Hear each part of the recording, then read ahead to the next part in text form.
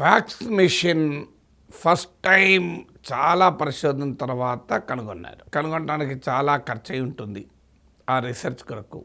కానీ first fax machine తయారైన తర్వాత దాని విలువ ఎంత? What is the power and value of the first fax machine invented? Zero. ఎందుకంటే ఫ్యాక్స్ మెషిన్ అయితే తయారైంది, కానీ ఎవరికి ఫ్యాక్స్ చేయాలి?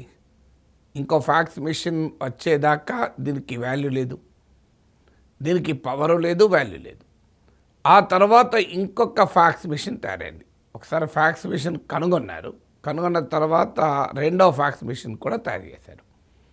అప్పుడు ఈ ఫ్యాక్స్ మెషిన్ నుంచి ఆ ఫ్యాక్స్ మెషిన్కు మెసేజ్ పంపగలిగారు.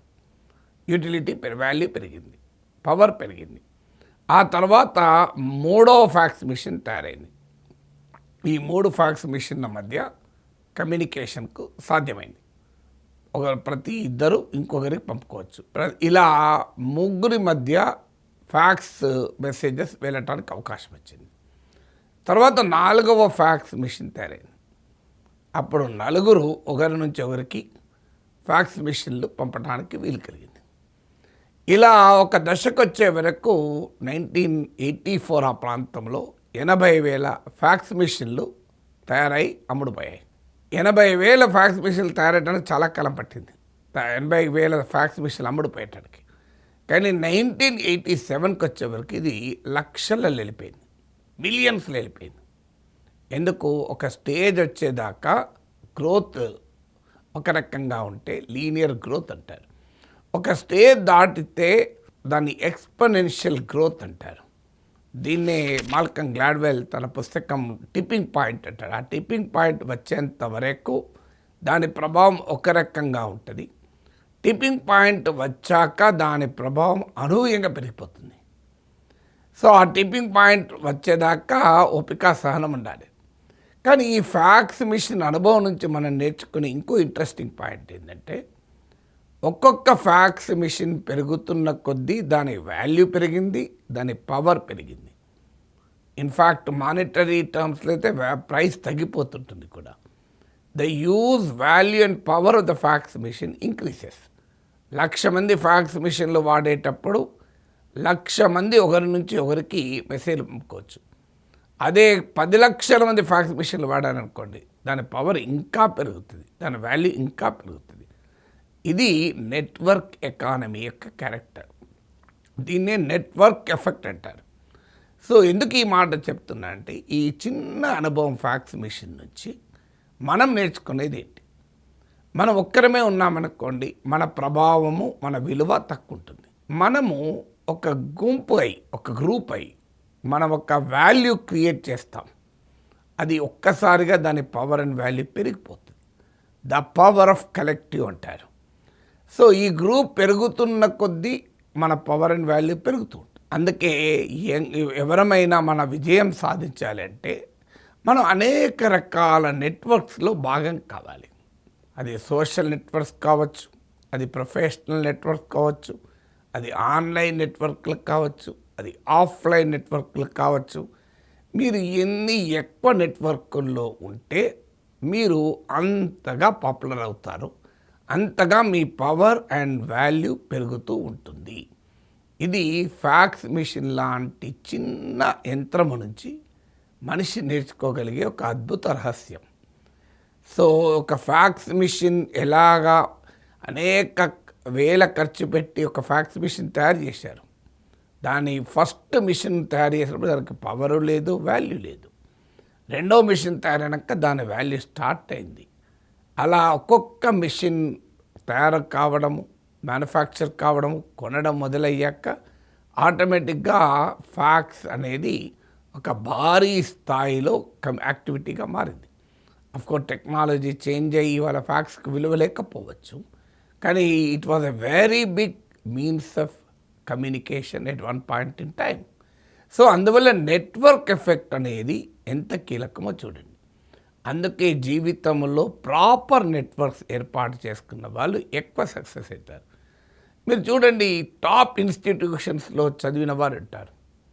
సో టాప్ ఇన్స్టిట్యూషన్లో చదివిన వారంటే వాళ్ళంతా టాప్ సక్సెస్ రేట్ ఉండాలని ఏం లేదు. కానీ వాళ్ళకి ఆ నెట్వర్క్స్ ఉపయోగపడుతుంది. ఇప్పుడు ఐఐటీలో చదివిన బిడ్డలకు అందరికీ కూడా అందరూ హయ్యర్ లెవెల్లో ఉంటారు చాలామంది కనుక ఆ సోషల్ నెట్వర్క్ ఉపయోగపడుతుంది. లేదు ఈవెన్ ఒక చిన్న కాలేజీలో చదివినా మీ నెట్వర్క్లో 10 మంది బాగా సక్సెస్ అయ్యారనుకోండి, ఇంకో 4 సక్సెస్ అయ్యడానికి అవకాశం ఉంటుంది. అందుకే don't lead N isolated life. ఏకాంత జీవితాలు గడపకండి. ఆధునిక కాలం నెట్వర్క్ ఎకానమీ క్యారెక్టర్ది. మీరు అందుకే వీలైనన్ని ఎక్కువ గ్రూపుల్లో భాగం కండి. Be part of as many networks as possible.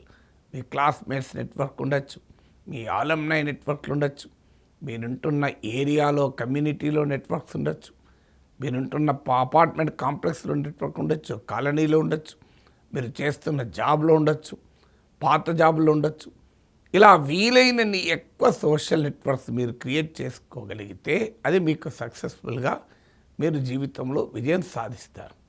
Social media ఏజ్లో networks need not necessarily be offline, it can also be online networks. మీరు ఒక జాబ్ కావాలనుకోండి, మీరు లింక్డ్ఇన్లో చేరారనుకో, మీకు అనేక మంది జాబ్ ఆస్పిరెంట్స్ జాబ్స్ ఇచ్చేవారితో కనెక్ట్ ఏర్పడుతుంది. సో మీరు ఒక ఫేస్బుక్లో కనెక్ట్ అయ్యారనుకోండి, మీకు 10 మందితో పరిచయాలు ఏర్పడతాయి. అయితే దాన్ని ప్రాపర్గా యూజ్ చేసుకోగలగాలి కూడా నెట్వర్క్ను. సో ఫ్యాక్స్ మిషన్ నుంచి నెట్వర్క్ ఎఫెక్ట్ యొక్క శక్తి సామర్థ్యం ఏంటో మనకు అర్థమవుతుంది. అయితే మీకు ఇదే ఒక దశ దాటితే ఇంకో అనుభవం కూడా చెప్తాను, ఈమెయిల్ అనుభవం.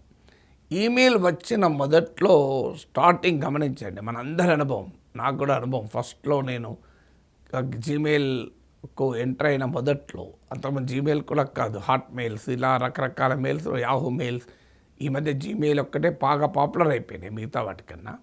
సో ఫస్ట్ ఈమెయిల్ వచ్చినప్పుడు ఎంతో ఆనందంతో రోజు ఉదయాన్నే మెయిల్స్ చూసుకోవడమే కాదు, లాంగ్ రిప్లైలు కూడా ఇచ్చేవాళ్ళం. సో స్లోగా ఏమైంది, ఈమెయిల్స్కి లాంగ్ రిప్లై ఇవ్వడం మానేసాం, షార్ట్ రిప్లై ఇవ్వడం మొదలుపెట్టాం. ఇప్పుడు ఇంకా ఏమైంది, ఆటోమేటిక్ రిప్లైస్ ఉంటాయి. సో థ్యాంక్ యూ ఇట్లాంటి రిప్లైస్ ఉంటాయి. సో అది క్లిక్ చేస్తే ఆటోమేటిక్ రిప్లై జనరేట్ అయ్యి వెళ్ళిపోతుంది. ఇంకా ఒక దశకు వచ్చేవరకు ఏమవుతున్నారు, చాలా ఈమెయిల్స్ను పట్టించుకోవడం లేదు, అవి స్పామ్లోకి వెళ్ళిపోతున్నాయి. ఎందుకంటే ఇప్పుడు నాలాంటి కొన్ని వందల ఈమెయిల్స్ వస్తాయి రోజు, ఎవరో పంపిస్తుంటారు, ఎన్నని చూడాలి, అనేక వందల వాట్సాప్ మెసేజ్లు వస్తాయి, ఎన్నని చూడగలగను. సో ఆటోమేటిక్గా కొన్నిటిని వదిలేస్తాం. సో అంటే ఏంటి, వాట్ ఈజ్ దట్ ఈమెయిల్ అనుభవం ఏం చెప్తుంది సార్? మరి ఫ్యాక్స్ మిషన్ అనుభవం నుంచేమో వీలైనంత ఎక్కువగా కనెక్ట్ కావాలి, the power of connecting, the power of collective అని మనం నేర్చుకున్నాం. కానీ ఇక్కడ ఏమవుతుంది, మనం కనెక్ట్ అవుతున్న కొద్దీ, కలెక్టివ్గా మారుతున్న కొద్దీ అబండెన్స్ పెరుగుతుంది. అంటే ది ప్రాబ్లమ్ ఆఫ్ ప్లెంటిట్యూడ్ అంటారు. అంటే మీకు ఈమెయిల్స్ ఎక్కువ వచ్చేవరకు ఏమవుతుంది, your ability to show interest తగ్గిపోతుంది. అందుకే అప్పుడు అనవసరంగా నెట్వర్క్లను తల పట్టుకోలే చేయకూడదు కూడా.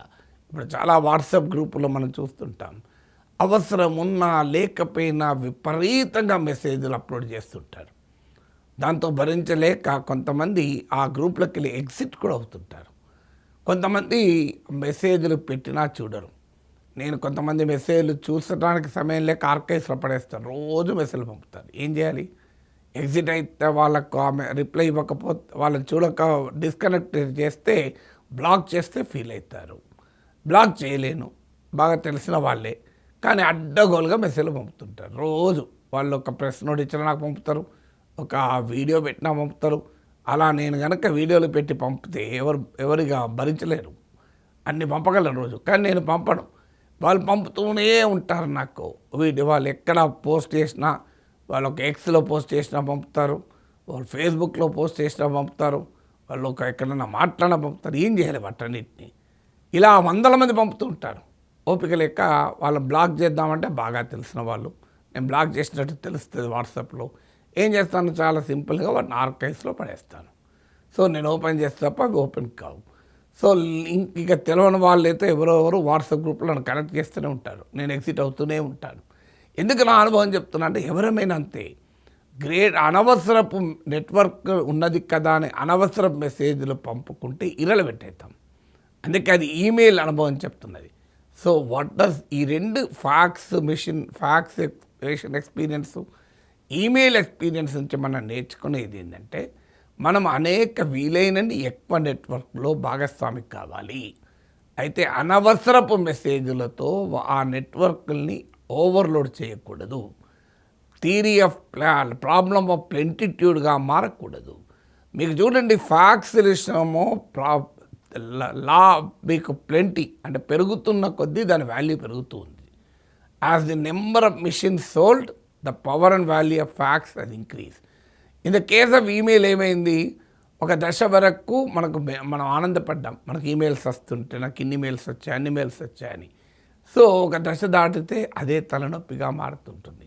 అందువల్ల ఎప్పుడైనా be part the social network to harness the power and value of collective, to harness the power and value of connecting. అదే సమయంలో కనెక్ట్ అయ్యాను కదా, కలెక్టివ్లో భాగమయ్యాను కదా, నెట్వర్క్ ఉంది కదా అని అనవసరపు మెసేజ్లతో ఓవర్లోడ్ చేస్తే ఈమెయిల్ ఎఫెక్ట్ స్టార్ట్ అవుతుంది. మనం ఎలాగైతే అన్ని ఈమెయిల్ ఇన్బాక్స్లో స్పామ్లోకి వెళ్ళిపోతుంటాయి, కొన్ని ఆటోమేటిక్గా స్పామ్లోకి వెళ్ళిపోతాయి. ఎందుకు వెళ్ళిపోతాయి? జీమెయిల్ వాడే మనకు ఆ ఫెసిలిటీ ఇచ్చాడు. కొన్ని వాడే కేటగరైజ్ చేసి స్పామ్ చేసి పడేస్తాడు. మనం ఒక్కోసారి ఇంపార్టెంట్ కూడా స్పామ్లోకి వెళ్తాయి. అందువల్ల అలా టూ మచ్ మెసేజ్లతో నెట్వర్క్లు ఓవర్లోడ్ చేయకండి. నెట్వర్క్ను చాలా విలువైనదిగా భావించి ఉపయోగించుకోగలిగితే that network will enhance your power and value.